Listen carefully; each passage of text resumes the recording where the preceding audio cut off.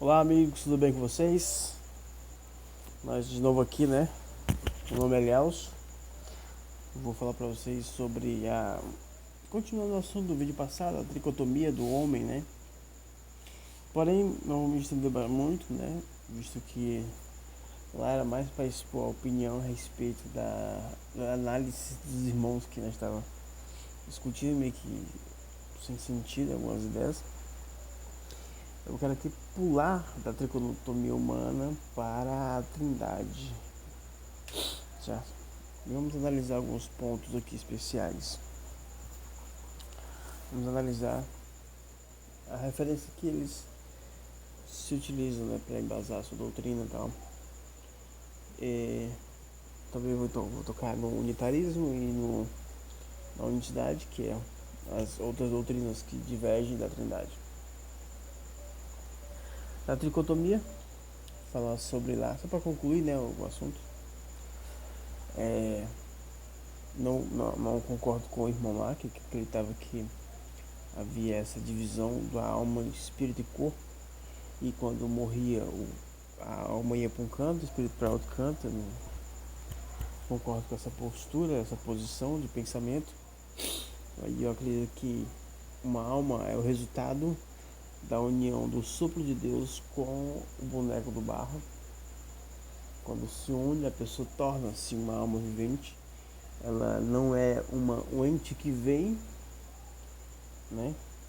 Mas é um ente que se torna alma vivente. E com uma característica nova pra gente, visto que a gente faz parte de uma nova criação, já não somos mais alma vivente, como Adão. Eu uso essa expressão por causa que a gente tem que sempre se referir a nós como a referência que a Escritura dá para Jesus, visto que nós somos o corpo de Cristo. Nós e Jesus estamos nos unificando cada vez mais. Então, o apóstolo Paulo disse que o primeiro Adão foi feito alma vivente e o segundo Adão é espírito vivificante. Então, a gente não é mais uma alma vivente, então mais um espírito vivificante, visto que nós participamos da mesma natureza de Cristo, né? Então, que isso fique claro. Mas vamos lá. Espero que não tenha entendido. Só apenas uma conclusão do vídeo anterior, caso alguns irmãos não tenham compreendido. Vamos lá. Trindade, unitarismo e unicidade. Já falei diversas vezes, é um assunto que eu mais falo, é sobre isso. Por que eu falo sobre isso? Porque aqui mora o ponto de tudo que está aqui dentro é só isso. Só isso. Só que criaram ramificações, tirando partes da escritura para criar uma doutrina, trindade, unitarismo, unicidade, né? E assim por diante. Pré-tribulacionismo, pós-tribulacionismo, né? Todos têm a mesma referência, a Bíblia. Todos têm a mesma referência, a Bíblia. Uns são mais certos, outros são menos errados, mais ou menos isso. Mas eu sempre jogo a minha posição aqui. Porque a Trindade eu não concordo com ela. Justamente porque ela nega a parte essencial, né? Deus é um só e não três pessoas distintas. Simples isso, simples. Não é muita coisa não, vamos esticar muito a baladeira não. Quando ele nega o fator que Deus é um, aí pronto. Eles até confessam que Jesus é um, né? Que Deus é um, aliás, que Deus é um. Mas se contradiz quando diz que é distintos, três pessoas distintas. Se há distinção, há três pessoas. E alguns chegam a dizer que no céu existem três poltronas, um para o Pai, outro para o Filho e outro para o Espírito Santo. Outro diz que é duas, visto que o Pai e o Filho têm corpo e o Espírito Santo é uma pomba. É todo um controverso. Essas ideias são meio, vamos dizer assim, desencontradas. Outro ponto. Quando se vê na Bíblia, eu falei isso em algum dos vídeos passados. Quando Jesus fala que aquele que blasfema contra o Filho tem perdão, alguns irmãos colocam aqui nesse jogo. Ó, se você falar mal do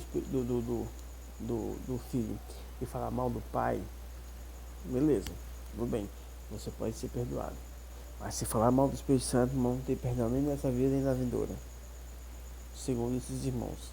Alguns dizem isso com toda convicção, como se fosse verdade. Você sabe que é mentira, né? Que a escritura, o que ela disse? Ela diz o seguinte, que toda blasfêmia contra, toda blasfêmia contra o Filho tem perdão, mas não tem perdão a blasfêmia contra o Espírito Santo. Na escritura, Jesus não cita o nome Pai. Não. Ele não cita. Ele não diz, como alguns irmãos chegam a dizer, que a blasfêmia contra o Pai tem perdão, a blasfêmia contra o Filho tem perdão. Só não tem perdão a blasfêmia contra o Espírito Santo. Não tem isso na Bíblia. A Bíblia diz que a blasfêmia contra o Filho, que é Jesus, tem perdão, mas a blasfêmia contra o Espírito não tem perdão. Outra parte, o apóstolo Paulo fala o seguinte, ó, a nossa comunhão, aliás, só existe um Deus verdadeiro, né?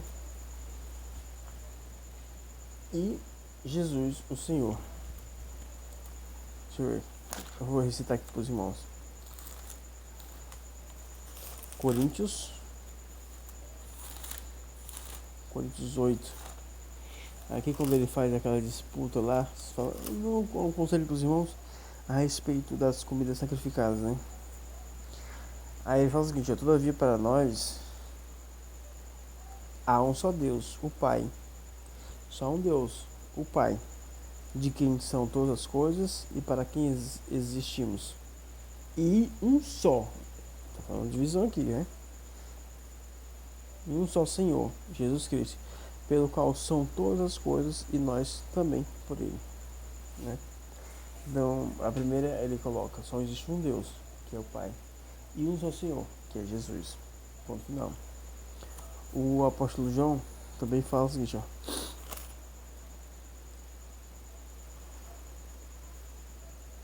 deixa eu ver aqui. Ora, a nossa comunhão é com o Pai e com seu Filho, Jesus Cristo.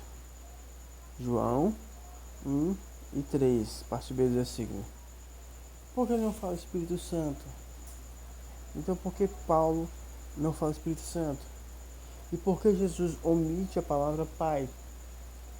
Não é omitir um ou outro.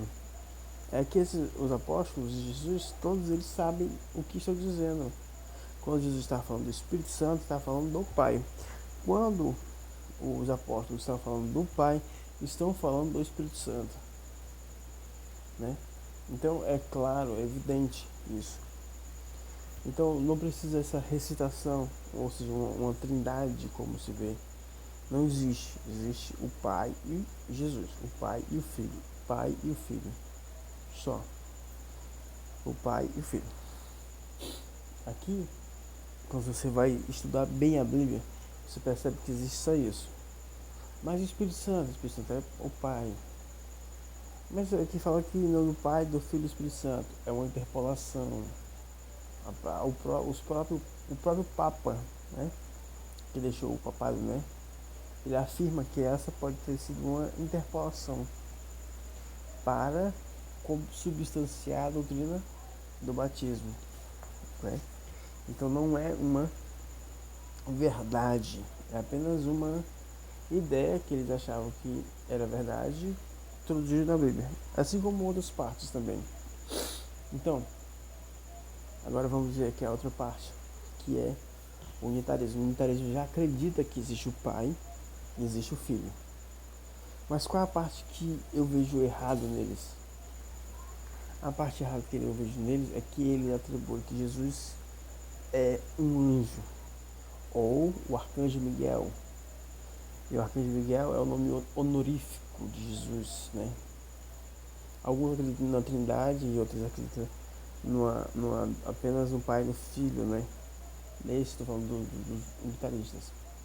Mas é esse ponto, eles acreditam que Jesus é um anjo. Só que, tá bem aqui nessa escritura aqui, essa Bíblia, ela fala uma coisa aqui bem interessante, ó. Deixa eu ver se encontro para os irmãos.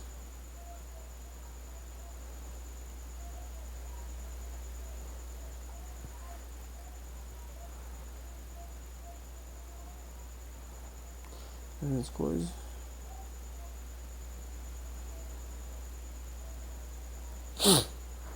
Veja aqui, ó.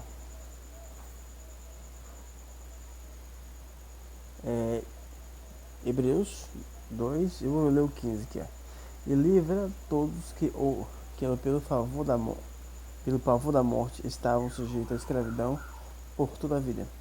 Pois ele, evidentemente, não socorre anjos, mas socorre a descendência de Abraão. Por isso mesmo convinha que em todas as coisas se tornasse semelhante aos irmãos, para ser misericordioso e fiel sumo sacerdote nas coisas referentes a Deus, e para fazer propiciação pelos pecados, né?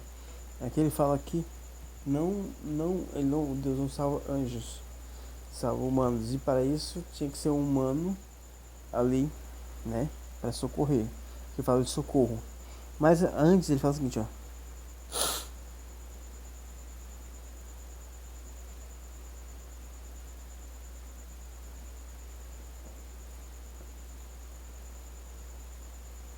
Por isso não foi, não, isso aqui é no versículo 5. Pois não foi a anjos que sujeitou o mundo que há de vir, sobre o qual estamos falando. Antes, alguém em certo lugar deu pleno testemunho dizendo que é o homem que dele se lembre, ou o filho do homem que o visite. Fizeste um pouco menor que os anjos, de glória e honra o coroaste, o constituíste sobre as obras das tuas mãos. Todas as coisas sujeitou debaixo dos seus pés. Ora, desde que ele sujeitou todas as coisas, nada deixou fora do seu domínio. Agora, porém, ainda vemos todas as coisas. Agora, porém, ainda não vemos todas as coisas sujeitas a ele, coisas a ele sujeitas. Vemos, todavia, aquele que, por um pouco menor, tendo sido feito menor que os anjos, Jesus, por causa do sofrimento da morte, foi coroado de glória e honra, para que, pela graça de Deus, provasse a morte por todos os homens. Espero que tenha sido claro aqui, né? Gaguejei um pouquinho, né? Porque as letras estão meio que dançando pra mim. Mas é o seguinte, Deus não escolheu anjos para propiciação de pecados. Não foi anjos que veio ao mundo morrer. Tudo bem? Não foi anjos. Foi alguém da descendência de Abraão que veio ao mundo para morrer pelos homens. A morte para a redenção da humanidade veio por um homem. Por um homem entrou a morte, e por outro homem entrou a salvação. Isso tem que ficar bem claro. É o que a Bíblia diz e é o que a gente tem que replicar. Falar de novo. Por um homem veio a morte e por outro veio a vida. Não está dizendo, por um homem veio a morte ao mundo e por Deus veio a vida. Não tem isso. Não tem isso dizendo aqui. Está dizendo que por um veio a morte e por outro homem veio a vida. Homem, como eu e você. Né? Né? Alguns querem justificar a posição de Cristo. Diz, não, mas Jesus levitou, Jesus multiplicou pão, Jesus andava sobre as águas, né? Tudo bem. É isso que testifica que ele era o Messias, que ele era o Filho de Deus, né? Mas se você for fazer uma comparação, outros homens de Deus aconteceu outras coisas parecidas. Um fez o machado flutuar, outro bateu nas águas e as águas se abriram, outro foi levado no redemoinho, no carruagem de fogo. né? Outro viu Deus dentro do redemoinho. O outro foi trasladado. São coisas semelhantes. Só que Jesus teve um agravante, vamos dizer assim, um agravante. Ele foi específico.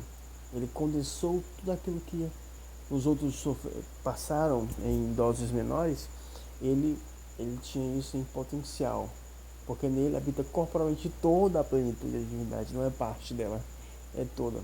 Então, isso o identificou como aquele que estava, vamos dizer assim, apto a fazer isso. E em Hebreus mesmo, 12, ele fala o seguinte, ó. 12, 2, aqui, ó. Olhando firmemente para o autor e consumador da fé, Jesus, o qual, em troca da alegria que lhe estava proposta, suportou a cruz, não fazendo caso da ignômia, e está sentado à destra do trono de Deus. Não sei o que quer dizer. Jesus, por causa da promessa que tinha, ele suportou a cruz e não se envergonhou do que estava fazendo, porque tinha uma promessa para ele, a promessa de se assentar ao lado direito de Deus, à destra de Deus. Então, ele enfrentou tudo por causa da promessa, né?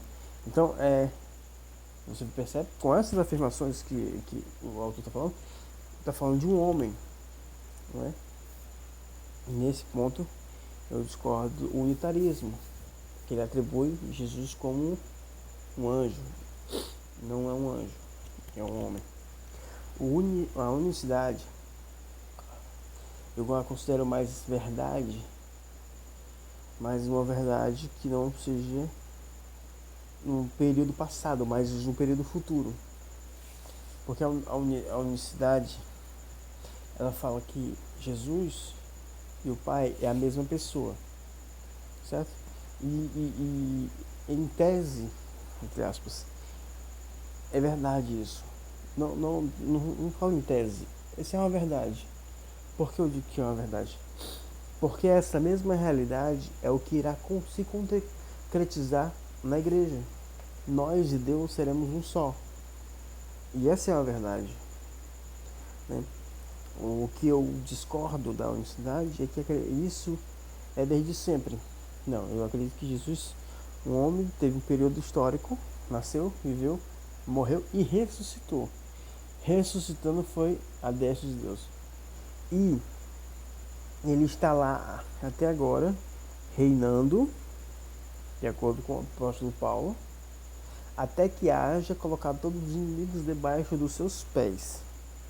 Quando todos os inimigos forem colocados debaixo dos pés, por último a morte, então o próprio Jesus, ele se sujeitará àquele que lhe sujeitou todas as coisas. Ou seja, com essa afirmação do apóstolo Paulo, no capítulo 15 de Coríntios, ele afirma o seguinte, que Jesus está, ele recebeu algo para administrar.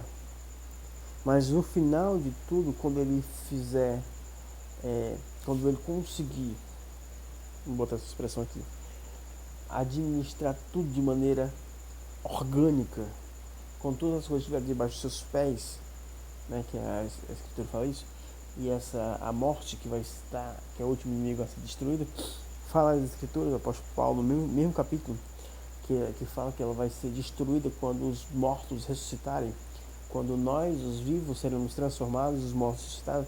Então é aí que a vitória acontece. Quando essa vitória acontecer, Cristo e a igreja se sujeitará todos a Deus o Pai de maneira única.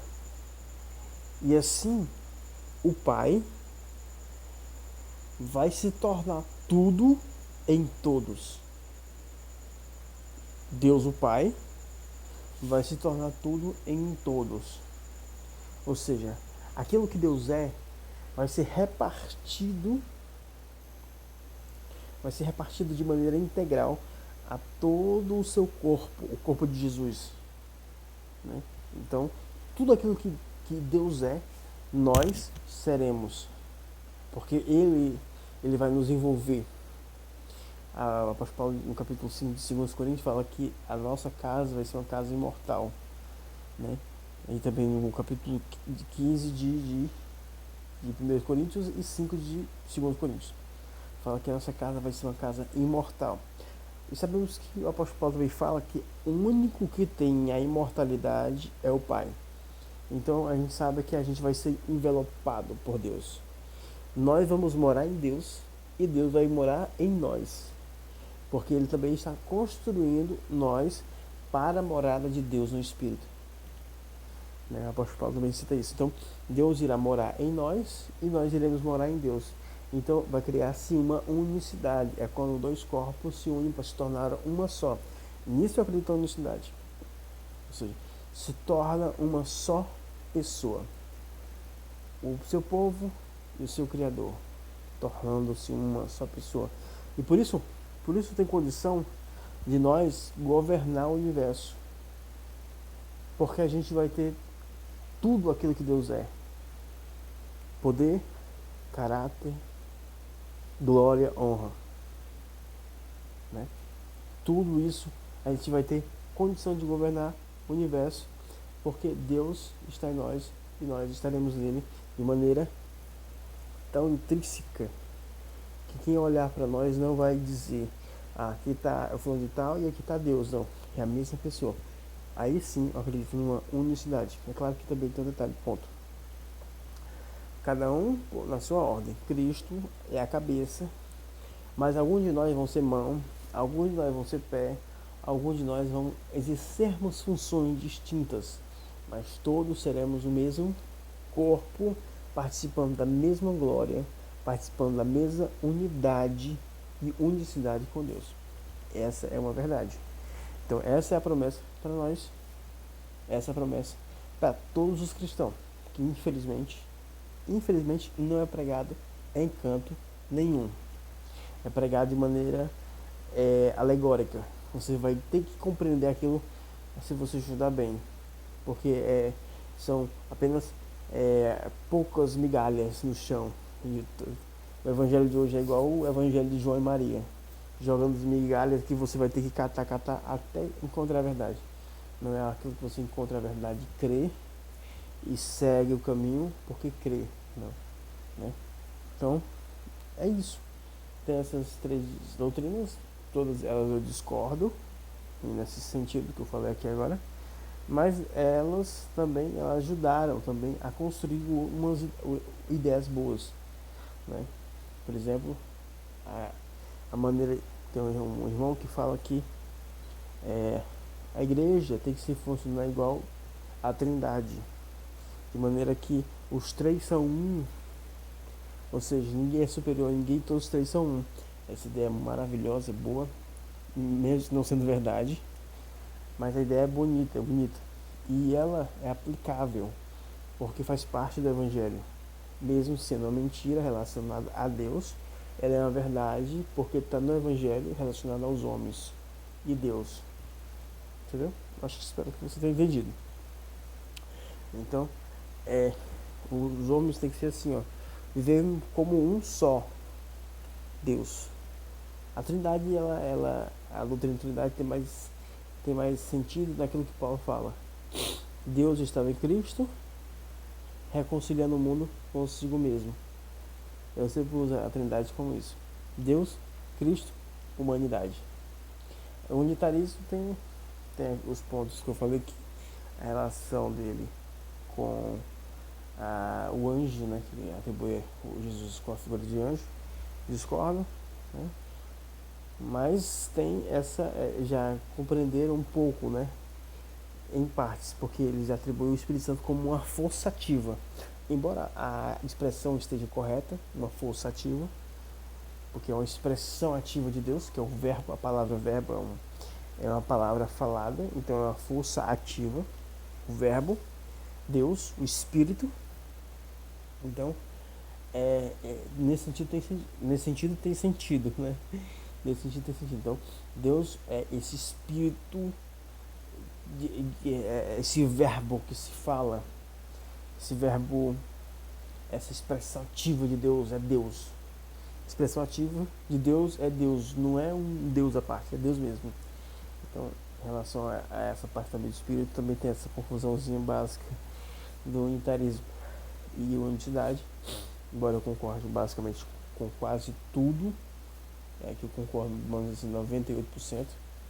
Tem esse pequeno ponto em relação à humanidade e à divindade, que é um pouco complexo. Eles unifica tanto que parece a mesma coisa, Jesus e o Pai.